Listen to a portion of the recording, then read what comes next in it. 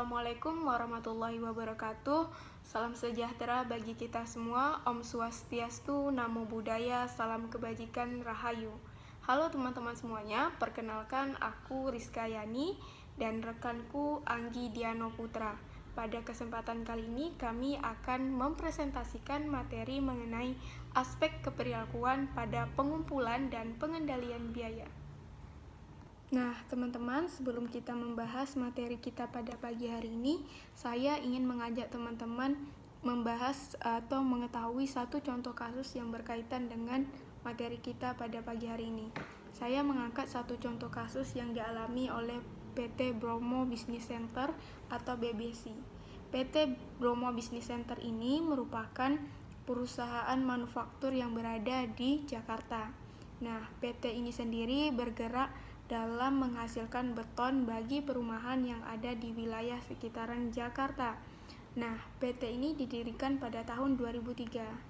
Lalu, pada tahun 2004, mereka ingin melakukan ekspansi atau perluasan usaha mereka dengan cara menaikkan kapasitas produksinya sebagai antisipasi meningkatnya permintaan. Nah, setelah mereka melakukan ekspansi perluasan usaha mereka dengan cara meningkatkan produksinya, namun di luar kendali pada tahun 2005 hingga 2007 itu terjadi penurunan yang sangat drastis atau signifikan dari industri perumahan. Nah, hal ini menyebabkan PT BBC dalam kondisi rentan. Penjualan mereka pada tahun 2004 itu turun menjadi 32%. Dan tahun 2005 kembali bertambah turun lagi menjadi 7%. Nah, untuk informasi, PT BBC ini mengadopsi sistem biaya tradisional yang mana untuk setiap anggaran biaya setiap tahunnya itu dibuatkan berdasarkan estimasi manajer pada volume penjualan yang akan diharapkan. Nah, selanjutnya teman-teman, mereka tidak putus asa nih. Tahun 2006 manajemen kembali memperkirakan penjualan akan meningkat sebesar 85% lebih tinggi jika dibandingkan tahun 2003 lalu. Nah, dari keyakinan ini penjualan akan mencapai 85%, maka dibuatlah perencanaan pemakaian bahan baku, tenaga kerja, biaya overhead didasarkan pada prediksi 85% ini. Nah, teman-teman, hal yang sama kembali berulang. Sangat disayangkan target tersebut tidak tercapai. Nah, hal ini membuat manajemen bingung apa yang salah dari pengendalian biaya yang mereka lakukan. Nah, selain itu, ini juga menimbulkan gesekan antara manajer keuangan dan manajer operasi.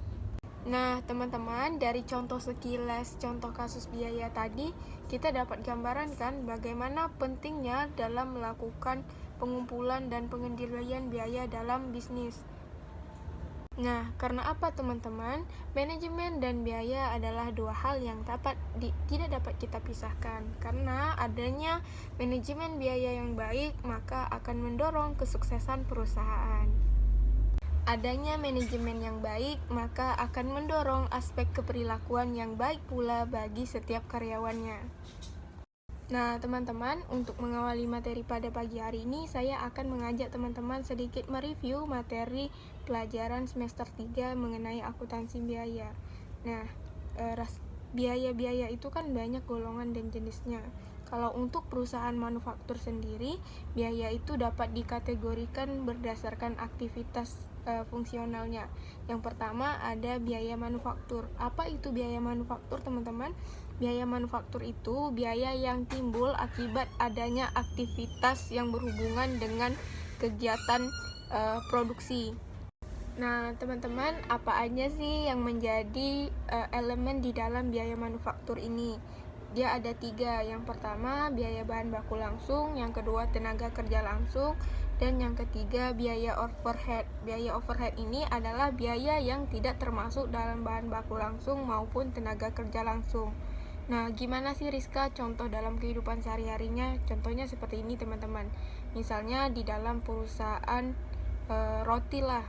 Di dalam menghasilkan roti itu apa aja sih bahan baku langsungnya? Tentunya tepung, gula, telur. Nah, tenaga kerja langsungnya itu siapa aja?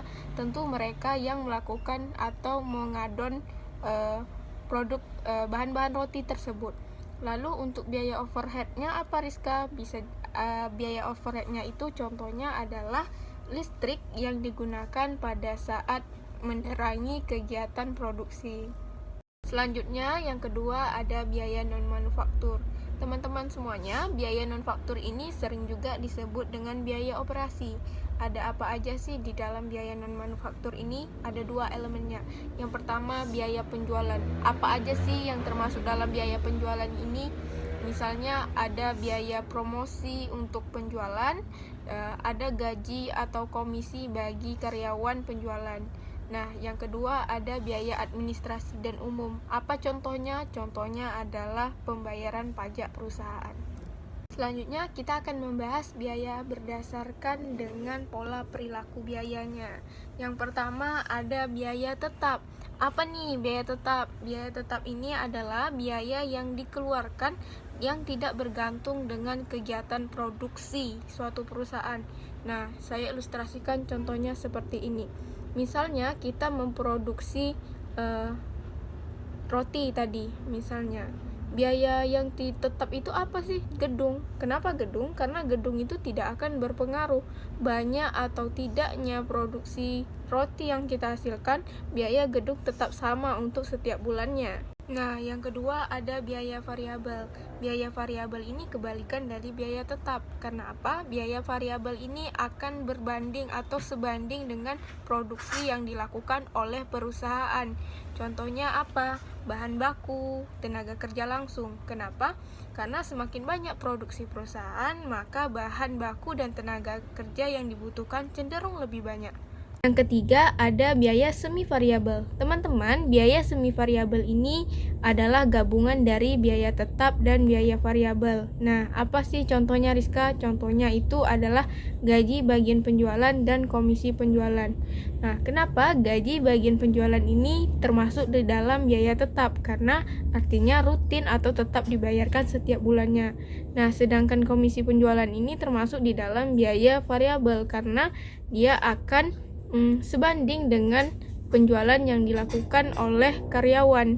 Artinya karyawan baru akan mendapatkan komisi apabila dia melakukan penjualan yang sesuai target misalnya. Nah, setelah teman-teman memahami jenis biaya, pembagian biaya, kali ini saya akan menjelaskan kepada teman-teman bagaimana peran biaya itu untuk perencanaan, pengendalian, dan pengambilan keputusan di dalam suatu organisasi atau perusahaan. Nah, yang pertama itu adalah bagaimana peran biaya bagi perencanaan. Contohnya itu sebagai penetapan harga pokok produk. Nah, teman-teman misalnya seperti ini. Misalnya di dalam kita memproduksi suatu produk, saya contohkan produk sepatu. Nah, di dalam menghasilkan produk sepatu, kita harus memperhatikan biaya-biaya apa saja yang dikeluarkan untuk menghasilkan sepatu tersebut. Kita harus tahu apa yang menjadi biaya langsung, apa yang menjadi biaya tidak langsung. Nah, dari informasi-informasi biaya itu akan menjadi acuan atau pedoman bagi kita di dalam menetapkan harga pokok produk sepatu tersebut. Nah, yang kedua itu peran biaya sebagai pengendalian. Dalam hal ini, biaya itu memberikan informasi apa aja sih biaya yang perlu mendapatkan perhatian dalam aktivitasnya. Contohnya seperti ini. Misalnya di dalam perusahaan ada yang namanya biaya promosi. Nah, di dalam hal ini biaya promosi ini perlu diperhatikan. Perlu dikendalikan apakah sih biaya promosi ini benar-benar memberikan manfaat atau dampak bagi peningkatan penjualan. Jangan sampai biaya promosi ini hanya terbuang sia-sia, tetapi peningkatan penjualan tidak mengalami perubahan yang signifikan. Nah, yang ketiga adalah peran biaya dalam pengambilan keputusan. Teman-teman, informasi biaya itu sangat bermanfaat bagi pengambilan keputusan oleh manajer. Karena dari informasi biaya-biaya tadi, manajer dapat mengambil keputusan apakah produk ini layak atau tidak tetap dijalankan atau sebaiknya diberhentikan saja. Nah, jika tadi kita sudah mengetahui bagaimana peran biaya dalam perencanaan, dalam pengendalian, dan pengambilan keputusan, maka kita ingin mengetahui bagaimana tujuan penggunaan dari sistem akuntansi biaya itu. Yang pertama, bagi pihak manajemen akan menjadikan informasi yang membantu dalam perencanaan, dalam pengendalian, dan evaluasi aktivitas operasional perusahaan. Nah, yang kedua akan menjadi sebagai informasi bagi pihak eksternal. Teman-teman, siapa aja pihak eksternal? Yang pertama ada pemegang saham, ada kantor pajak, dan ada kreditur. Nah, bagi pemegang saham tentunya ini akan menjadi pertimbangan kan bagi mereka kompeten atau tidak perusahaan kita dalam mengelola dana mereka. Yang kedua, terus ada kantor pajak. Ini akan menjadi informasi bagi pajak dalam menetapkan pajak perusahaan. Nah, yang ketiga, bagi pihak kreditur. Nah, ini tentu sangat perlu ya. Kreditur sangat perlu informasi keuangan kita. Misalnya mereka akan melihat bagaimana sih kemampuan kita dalam mengelola dana. Nah, teman-teman, sistem biaya tradisional ini juga memiliki kelemahan. Apa sih kelemahannya? Yaitu biaya yang dibebankan ke produk atau jasa itu melalui alokasi yang kurang tepat. Nah, misalnya, contohnya biaya listrik itu dibebankan kepada produk.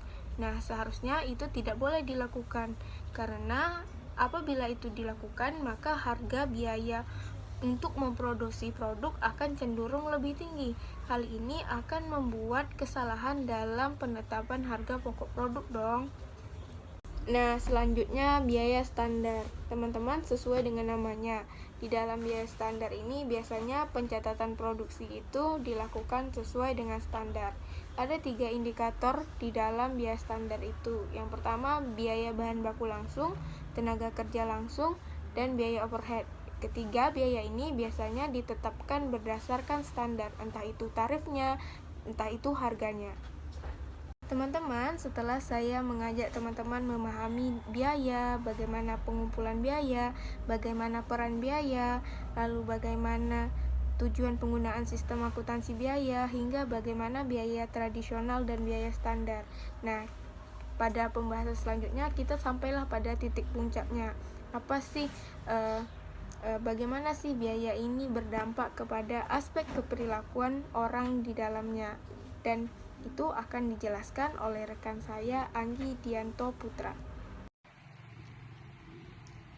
Assalamualaikum warahmatullahi wabarakatuh. Perkenalkan, nama saya Anggi Dianto Putra. Jadi sebelumnya teman saya atau rekan saya telah menjelaskan mengenai biaya, contoh kasusnya, dan bagaimana pengumpulan. Kali ini saya akan menjelaskan kepada teman-teman memahami bagaimana sih aspek keperilakuan itu. Yang pertama saya akan membacakan dulu ya PPT-nya. Yang pertama, filosofi yang mendasari perhitungan biaya langsung dan biaya variabel ini dianggap memberikan hasil yang lebih baik bagi manajemen berdasarkan hasil perhitungan akuntansi biaya. Jadi perhitungan biaya baru diperkenalkan pada tahun 1930-an. Perhitungan biaya langsung atau biaya variabel ini dibedakan biaya produksinya. Apa aja itu? Yang pertama ada bahan baku langsung, yang kedua tenaga kerja langsung, yang ketiga ada overhead. Dengan biaya periode yaitu biaya yang tidak terikat dengan biaya produksi. Contohnya kayak gini. Contohnya tuh biaya audit, biaya penelitian. Itu sih. Itu yang tidak terikat dengan biaya produksi gitu. Selanjutnya saya akan menjelaskan tentang dorongan aspek keperilakuan. Sebelumnya saya akan membaca kembali konsep, prinsip, dan praktik akuntansi dapat mempengaruhi pengukuran kinerja dan respon karyawan. Artinya artinya gini, akan berdampak respon yang positif, motivasi, atau respon negatif seperti penyelewengan. Contohnya aja gini, kalau standarnya baik akan memicu karyawan tuh untuk efisiensi gitu. Sebaliknya bisa jadi ini menjadi celah untuk kecurangan gitu. Jadi kalau misalnya nih standar biayanya baik, itu kayak karyawan tuh kayak termotivasi, oh aku harus bekerja nih, aku harus bekerja lebih baik nih ke depannya gitu. Untuk gimana ya, karena mungkin dia mendapat feel-nya di situ, di tempat pekerjaannya gitu loh. Karena standar biayanya baik gitu, dalam pengelolaannya gitu. Oh aku harus bekerja dengan baik gitu, karena mungkin nih contohnya dalam perusahaan, mungkin dalam perusahaan tuh setahun sekali atau akhir tahun lah misalnya gitu, misalnya tujuan perusahaan itu tercapai gitu kan, karyawan-karyawan yang bekerja dengan baik, yang rajin, yang termotivasi gitulah untuk depannya lebih baik, itu akan mendapat penghargaan, mendapat medali gitu, kayak penghormatan gitu kan, karena telah bekerja dengan baik di tahun ini, di akhir tahun ini gitu, karena telah mencapai apa yang perusahaan inginkan gitu. Sebaliknya gitu, kalau standar biayanya kurang baik, ya itulah bisa menjadi celah kecurangan. Bisa jadi di dalam misalnya perusahaan itu terdapat kecurangan, penyelewengan, bisa jadi sih terjadi pungli gitu, atau korupsi yang paling besar gitu. Bahaya gitu sih kalau standar biayanya kurang baik gitu. Jadi mungkin tergantung perusahaan juga. Kalau standarnya baik, ya akan berdampak baik juga untuk perusahaannya. Tapi kalau standarnya buruk atau kinerjanya buruk dalam perusahaan tuh, dalam pengendalian biayanya, ya bisa jadi itu tadi mendapat di situ mungkin dapat celah untuk celah kecurangan untuk karyawan gitu. Ya seperti itulah, seperti terjadi kecurangan, penyelewengan, bisa jadi pungli di dalam tuh, bisa jadi juga paling besar korupsi. Itu yang paling bahaya itu sih sebenarnya. Itu yang paling bahaya itu sih sebenarnya. Jadi tergantung pengendalian perusahaan masing-masing lah, misalnya perusahaan masing-masing lah gitu. Jadi saya akan selanjutnya menjelaskan tentang saya akan menjelaskan kesimpulan. Sebelumnya saya akan membacakan dulu. Manajemen perusahaan tidak dapat dipisahkan dari biaya. Artinya sangat penting mengenali biaya, pengumpulan biaya, dan pengendaliannya. Agar operasi perusahaan dapat tercapai dengan baik, penggunaan analisa dan anggaran biaya harus dilakukan secara cermat. Dan yang paling penting juga bagaimana standar pengendalian biaya yang dihasilkan perusahaan dapat memberikan flashback yang positif bagi karyawan, serta efektivitas pekerjaan dan mendorong tujuan perusahaan. Nah, di sini dari kesimpulannya aja kita kembali lagi bagaimana pengendalian biayanya, ya dapat flashback positif kalau baik, kalau buruk ya dapat flashback negatif dong. Jadi itu yang saya bisa jelaskan. Demikian presentasi saya kali ini. Mungkin kurang lebihnya saya mohon maaf atas kekurangannya. Mungkin kalau ada yang kurang bolehlah nanti teman-teman menambahkan apa yang ingin teman-teman tambahkan, dan mohon maaf kalau saya agak berbelit-belit menjelaskan apa yang saya jelaskan barusan tentang materi yang saya bawakan. Saya mohon maaf. Assalamualaikum warahmatullahi wabarakatuh.